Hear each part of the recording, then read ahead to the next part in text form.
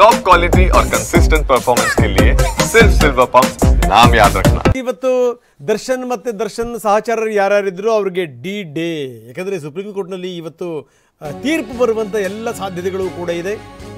ಯಾವುದೇ ಕಾರಣಕ್ಕೂ ಜಾಮೀನು ಬೇಡ ಅಂತ ರಾಜ್ಯ ಸರ್ಕಾರ ಸುಪ್ರೀಂ ಕೋರ್ಟ್ನ ಮೊರೆ ಹೋಗಿತ್ತು. ಇವತ್ತು ಸುಪ್ರೀಂ ತೀರ್ಪು ಬರುವಂಥ ನಿರೀಕ್ಷೆ ಇದೆ. ಏನಾಗುತ್ತೆ ಜಾಮೀನು ಭವಿಷ್ಯ? ಏನಾದರೂ ಸುಪ್ರೀಂ ಕೋರ್ಟ್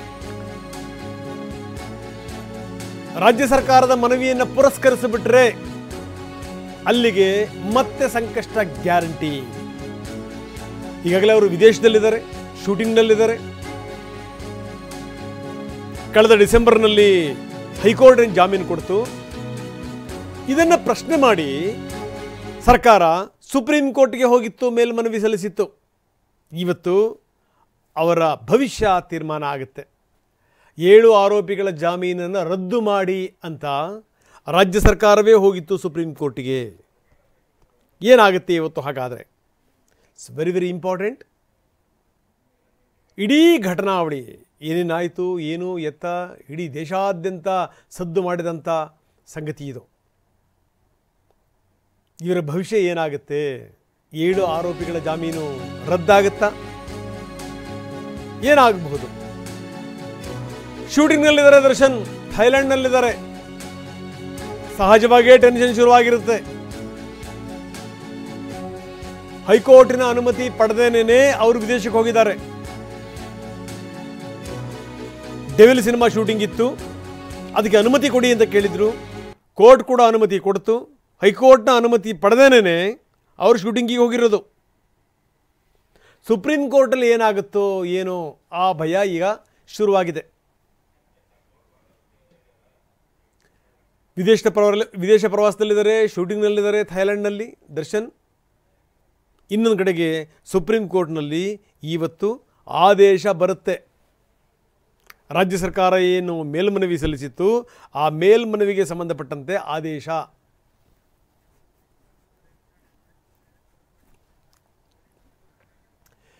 ಯಾವ್ಯಾವ ಪಾಯಿಂಟ್ಸ್ಗಳನ್ನು ಇಟ್ಕೊಂಡು ರಾಜ್ಯ ಸರ್ಕಾರ ಸುಪ್ರೀಂ ಕೋರ್ಟಿನ ಮೊರೆ ಹೋಗಿತ್ತು, ಅದನ್ನು ಒನ್ ಅಂದರೆ 1 by 1 ನಿಮಗೆ ತೋರಿಸುವಂಥ ಪ್ರಯತ್ನವನ್ನು ನಾವು ಮಾಡ್ತಾ ಇದ್ದೀವಿ.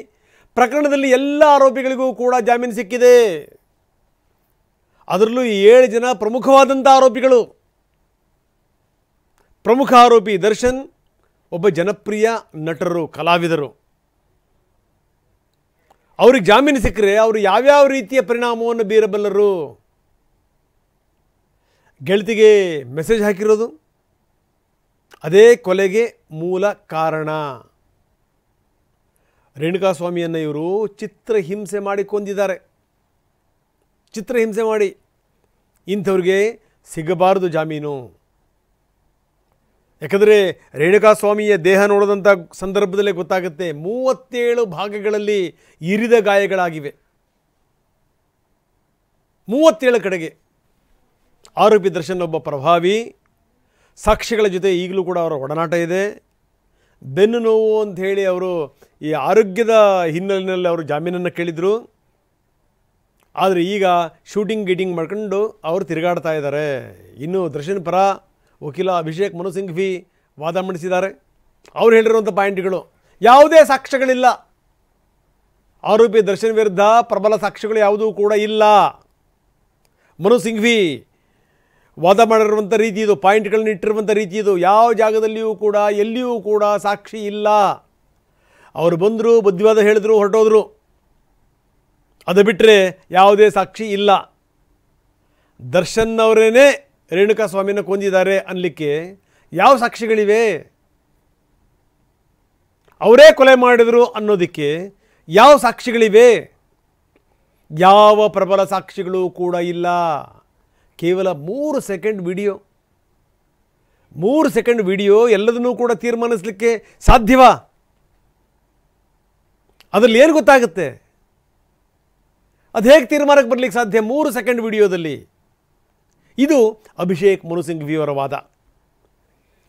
ಹೀಗಾಗೇನು ಅಂದರೆ ಇದನ್ನು ಸಾಕ್ಷಾಂತಲೇ ಪರಿಗಣಿಸಬಾರದು ಅಂತ. ವಿಡಿಯೋವನ್ನು ಹೆಂಗೆ ನೀವು ಸಾಕ್ಷಾಂತ ಪರಿಗಣಿಸ್ತೀರಿ?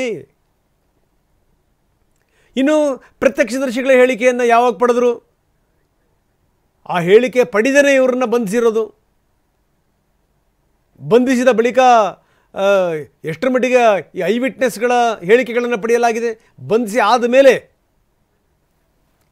ಬನ್ನಿ ನಮ್ಮ ಪ್ರತಿನಿಧಿ ಹರೀಶ್ ಈಗ ನಮ್ಮೊಂದಿಗೆ ನೇರ ಸಂಪರ್ಕದಲ್ಲಿದ್ದಾರೆ. ಹರೀಶ್, ಭಾಳ ಗಮನಿಸಬೇಕಾದಂಥ ಸಂಗತಿ, ಯಾವುದೇ ಕಾರಣಕ್ಕೂ ಇಂಥವ್ರಿಗೆ ಜಾಮೀನು ಸಿಗಬಾರ್ದು. ನೋಡಿ, ಅವ್ರಿಗೆ ಆರೋಗ್ಯ ಸರಿ ಇಲ್ಲ ಅಂತ, ಹುಷಾರಿಲ್ಲ, ಬೆನ್ನು ನೋವು ಅಂಥೇಳಿ ಜೈಲಿನಿಂದ ಹೊರಗಡೆ ಬಂದಿದ್ದಾರೆ ಅವರು.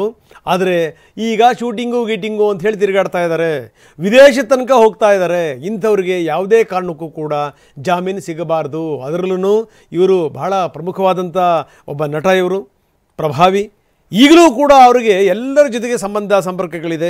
ಇಂಥ ಸಂದರ್ಭದಲ್ಲಿ ಅವರು ಪ್ರಭಾವವನ್ನು ಬೀರಬಹುದು. ಹೀಗಾಗಿ ದರ್ಶನ್ ಮತ್ತು ದರ್ಶನ್ ಗೆಳತಿ ಸೇರಿದಂತೆ ಒಟ್ಟು 7 ಜನರ ವಿರುದ್ಧ ಏನು ಈ ರೀತಿ ಆರೋಪಗಳಿವೆ, ಇದನ್ನು ಬಹಳ ಸೀರಿಯಸ್ ಪರಿಗಣಿಸಬೇಕು.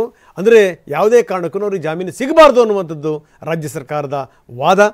ಇವತ್ತು ತೀರ್ಪು ಬರುವಂಥ ಸಾಧ್ಯತೆ ಇದೆ, ಅಂದರೆ ಆದೇಶ ಬರುವಂಥ ಸಾಧ್ಯತೆ ಇದೆ. ಏನಿದೆ ಡೆವಲಪ್ಮೆಂಟ್ಸು? ಹೌದು ರಂಗನಾಥ್, ಬಹುಮುಖ್ಯವಾಗಿ ರೇಣುಕಾಸ್ವಾಮಿಯ ಭೀಕರ ಹತ್ಯೆ ಪ್ರಕರಣ ಏನಿದೆ, ಈ ಪ್ರಕರಣದ ಎಲ್ಲ ಆರೋಪಿಗಳಿಗೆ ಈಗ ಜಾಮೀನಿನ ಮೇಲೆ ಹೊರಗಡೆ ಇದ್ದಾರೆ. ಹೈಕೋರ್ಟ್ ಎಲ್ಲ ಆರೋಪಿಗಳಿಗೆ ಜಾಮೀನನ್ನು ನೀಡಿತ್ತು.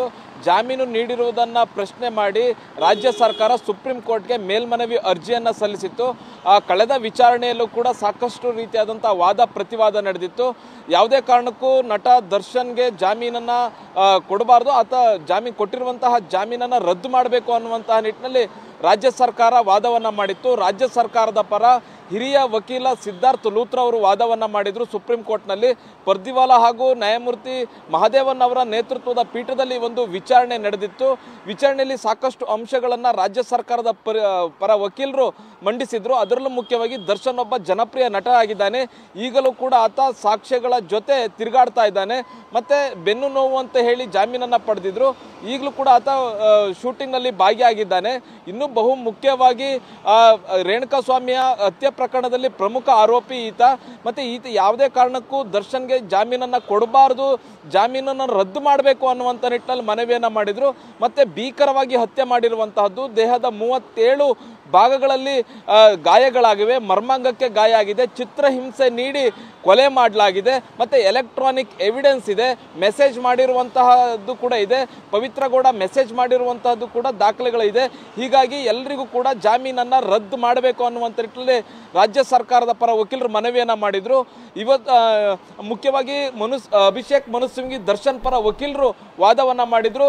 ನನ್ನ ಬಂಧನಕ್ಕೆ ಯಾವುದೇ ಸಕಾರಣ ಇಲ್ಲ, ಅಂದ್ರೆ ದರ್ಶನ್ ಬಂಧನಕ್ಕೆ ಯಾವುದೇ ರೀತಿಯಾದಂತಹ ಸಕಾರಣ ಇಲ್ಲ, ವಿಟ್ನೆಸ್ ಹೇಳಿಕೆಗಳನ್ನ ಪಡೆಯದೆ ನನ್ನನ್ನು ಬಂಧಿಸಲಾಗಿದೆ ಅನ್ನುವಂತಹ ನಿಟ್ಟಿನಲ್ಲಿ ವಾದವನ್ನ ಮಾಡಲಾಗಿತ್ತು. ಮತ್ತೆ ಬಂಧನ ಮಾಡಿದಂತಹ ರೀತಿಯೇ ಸರಿ ಇಲ್ಲ, ಮತ್ತೆ ನಾನು ಯಾವುದೇ ಕೃತ್ಯದಲ್ಲಿ ಭಾಗಿಯಾಗಿಲ್ಲ, ಮತ್ತೆ ಯಾವುದೇ ಎವಿಡೆನ್ಸ್ ಇಲ್ಲ ಅನ್ನುವಂತಹ ನಿಟ್ಟಿನಲ್ಲಿ ಅಭಿಷೇಕ್ ಮನು ಸಿಂಘ್ವಿ ಅವರು ವಾದವನ್ನ ಮಾಡಿದ್ರು. ಮತ್ತೆ ವಾದ ಮತ್ತೆ ಪ್ರತಿವಾದವನ್ನು ಆಲಿಸಿದಂತಹ ಕೋರ್ಟ್ ಅನೇಕ ಪ್ರಶ್ನೆಗಳನ್ನ ಕೇಳಿತ್ತು.